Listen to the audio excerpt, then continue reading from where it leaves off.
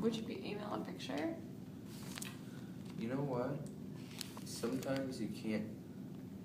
I had a job. I'm sorry. This is kind of. I had a job interview where we had to send in a video, and you couldn't send it via email because it was too large of a file. Oh. Yeah, I wonder if I could put it on my computer and then put it on a flash drive and give it to you. I could probably do that. You have all weekend, so that's nice. Yeah. That's true. That'd be great. Thanks. It's so fun. I always wanted to be a video. My dreams. You videoed your engagement just with your phone. Flower. I'm like, I would love to. Thank you. Yes. All right. From what you guys were talking about, which I'm sure it won't go in this direction, but yeah, like what does need really mean? And the first thing I thought of was in the desert when they got manna, because they probably were like, we don't have our basic needs met.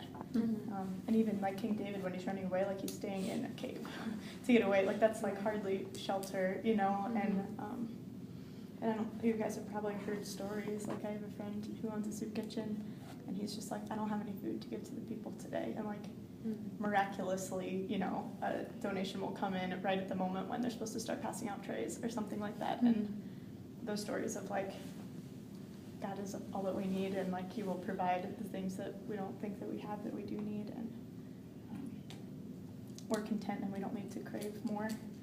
And yeah, the verse doesn't mean that we get whatever we want, but it means that we won't be in want.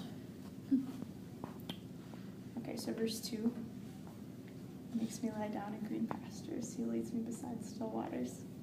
So it continues talking about God's care.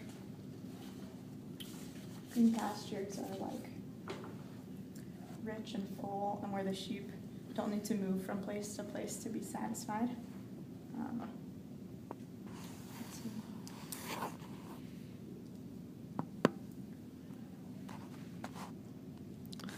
Like a bigger angle. That's okay. God provides by giving rest to the sheep. Let's see. I want to ask you a question about rest, but I don't know what to ask you.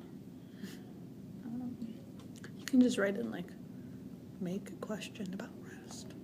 Or how do you find rest? Yeah, how do you guys find rest, I guess?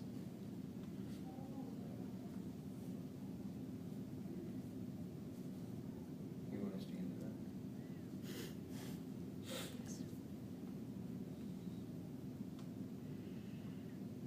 This isn't directly answering the question. That's fine.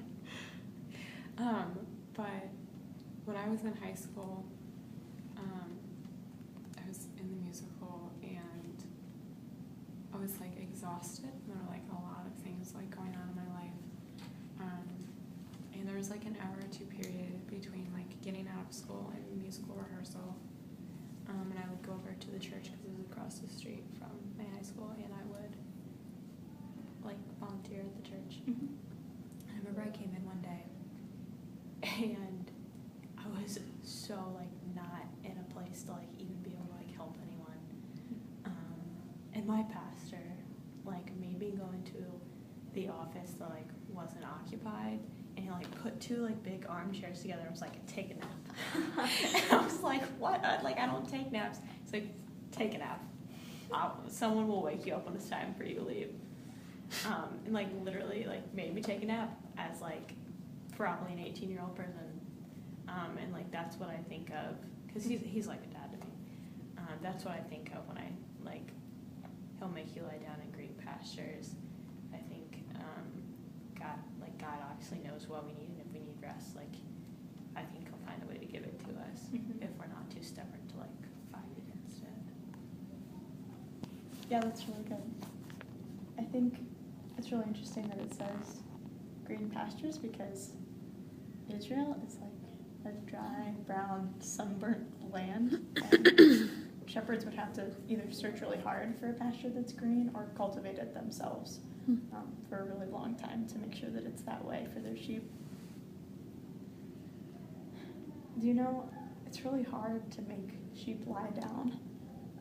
Really certain conditions have to be met, like 4 certain conditions. They have to be free of fear, free of friction with the other sheep, free of like pests and parasites that are nearby, and then it can't be hungry. So if all 4 of those things aren't met, the sheep won't lie down. Like it'll just stubbornly stand there no matter what you do to it. She persists. I know. So the shepherd has to calm the sheep's anxiety like in those 4 ways in order for it to lie down. So hopefully, I mean, when we're in the presence of Christ, then one of the conditions was free of fear. So just like having peace, that he is all that we need, and that he can keep us safe and protected. And then the second condition was free of friction with the other sheep. So when we're in the presence of the Lord, just like being free of rivalry with others, and like our selfishness stopping, and then the shepherd like protects us from irritations, and he just sees to it that the flock is free from disturbances. Because sheep are really easily frightened. Like if there's a flock there and a jackrabbit like hops by, then a whole stampede for a whole flock can just like happen immediately. If one of them gets started, all of them will just start panicking. And That's funny. and then he leads me beside still waters. So he directs the sheep towards rest and comfort and stillness. How do you think this verse applies to God's provision?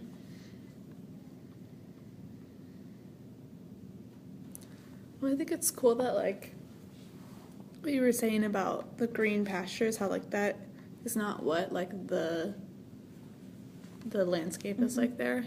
And so it kind of points this idea that, like, I mean, he could let the sheep just be in their, like, what they're used to. And they would be fine. Like, they wouldn't be like, oh, I'm gonna die. But instead he's like, I'm gonna give you this and, like, provide, like, almost, like, above and beyond what you need. Because you're my flock and I care about you, you know? Yeah, like abundantly. Yeah. Which is really cool too, because it just shows again, like, his delight is in satisfaction for the flock, you know, and that he delights in them. Good. Verse 3 says, he restores my soul. He leads me in paths of righteousness for his name's sake.